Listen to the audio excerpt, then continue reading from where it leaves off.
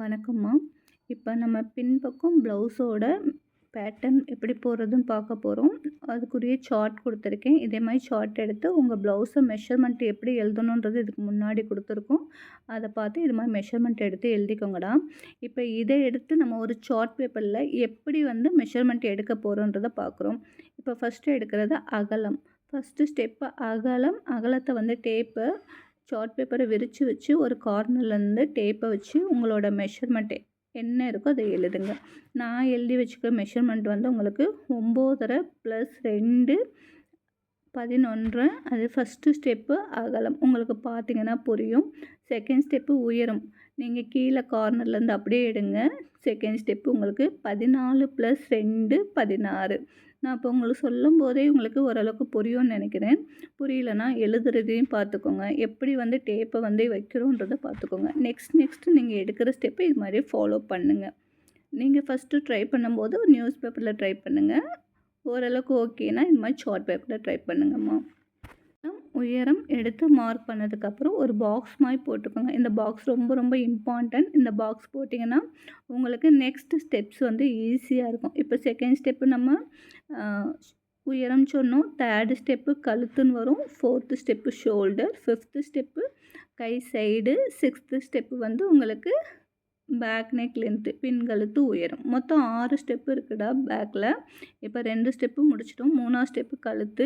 கழுத்துக்கு கரெக்டாக நீங்கள் என்ன மெஷர்மெண்ட் எழுதியிருக்கீங்களோ அதை அப்படியே டேப்பை வச்சு மெஷர் பண்ணுங்கள். கழுத்து 3ஆவது ஸ்டெப்புன்னு எழுதிக்கோங்க. உங்களோட மெஷர்மெண்ட் இப்போ நம்ம எழுதியிருக்கிறது 2.25.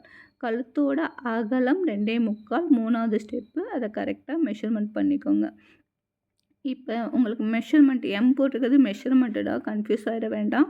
எங்கே கழுத்து எடுத்தோமோ அதோட கண்டினியூஸில் ஷோல்டர் எடுங்க. ஷோல்டர் 2.25 + 3/4. ஏன் 2.25 + 3/4னா 2.25 ரெடி அளவு, 3/4 ஸ்டிச்சிங் அளவு. கைக்கு 1/2 இன்ச்சு ஸ்டிச்சிங்க்கும் கழுத்துக்கு 1/4 இன்ச்சும் ரெண்டுக்கு சேர்த்து 3/4 இன்ச்சு விட்டுருக்கோம்.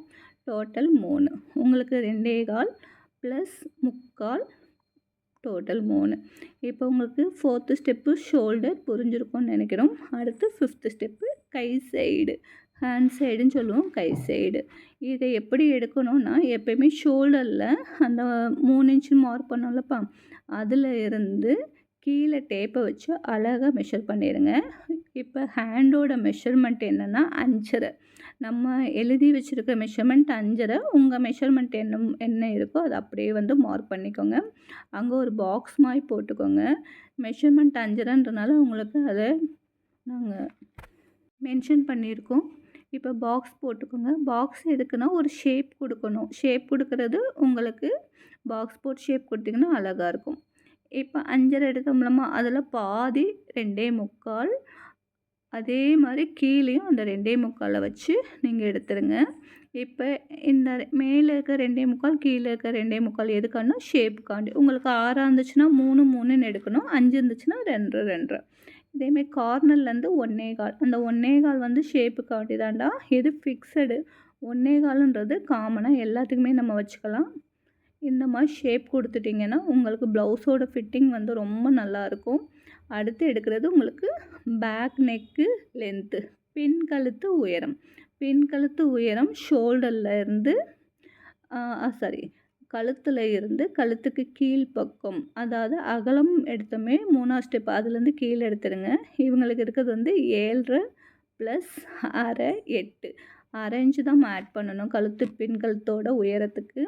7.5 + 1/2 8. பின் கழுத்து உயரம் ஸ்டெப்பு 6ஆவது ஸ்டெப்பு. இதுக்கு ஒரு பாக்ஸ் போட்டுக்கோங்க.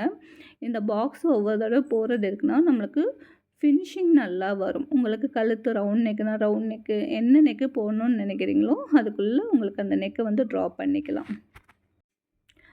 அந்த கார்னர்லேருந்து ஒரு 1/2 இன்ச்சு மார்க் பண்ணிக்கோங்க. அந்த 1/2 இன்ச் ஷேப்புக்காண்டி. அந்த வளைவு எல்லாமே ஷேப்புக்குரியது. அதுக்கு ஒரு சின்ன சின்ன மெஷர்மெண்ட் கொடுக்குறோம். அந்த 1/2 இன்ச் கழுத்துக்குரிய ஷேப் 1/2 இன்ச் ஷேப்பு.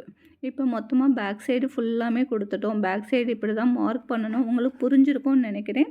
நம்ம கிளாஸ் ஆன்லைனும் எடுக்கிறோம், ஆஃப்லைனும் எடுக்கிறோம். உங்களுக்கு ஃபோன் நம்பர் வேணும்னா கீழே கொடுத்துருக்கோம். சார்ட்டும் கொடுத்துருக்கோம். இதேமாதிரி எழுதிக்கோங்கம்மா. நன்றி.